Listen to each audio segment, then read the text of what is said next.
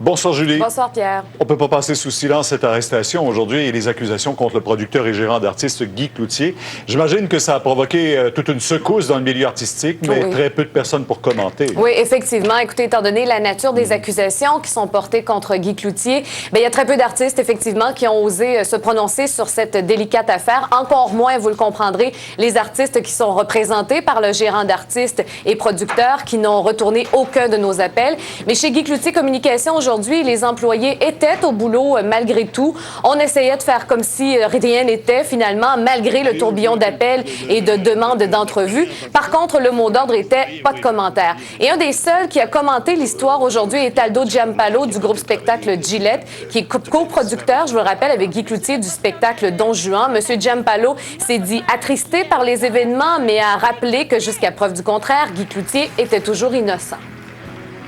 C'est un incontournable, il faut dire, dans l'industrie artistique québécoise, Guy Cloutier. Tout le monde le connaît. Oui, effectivement, et ça fait tellement longtemps qu'il est là. Écoutez, ça fait plus de 40 ans qu'il œuvre dans le domaine. Je rappelle qu'il avait commencé sa carrière dans les années 60 en tant que chanteur pour ensuite se lancer dans la gérance et la production de disques et de spectacles. Son association avec René Simard a été sans aucun doute l'un des points marquants de sa carrière.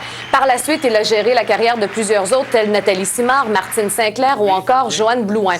Et en ce moment, on retrouve toujours plusieurs artistes qui font affaire avec lui, que ce soit pour la gestion de leur carrière ou la production d'albums, comme vous le voyez sur le tableau. Mais je rappelle toutefois que dernièrement, 2 de ses protégés ont quitté la compagnie, soit Gabrielle des Trois-Maisons à l'automne dernier, ainsi que Natacha Saint-Pierre. Dans le cas de Natacha, même si Guy Cloutier ne s'occupe plus de sa gérance, elle fait plutôt affaire avec une équipe de gestion française. Guy Cloutier assure toujours la production et la distribution de ses disques au Québec. Bref, pour plusieurs, Guy Cloutier, c'est un pilier dans le domaine de l'industrie artistique. Alors, pas besoin de vous dire qu'aujourd'hui, ça a eu l'effet d'une bombe.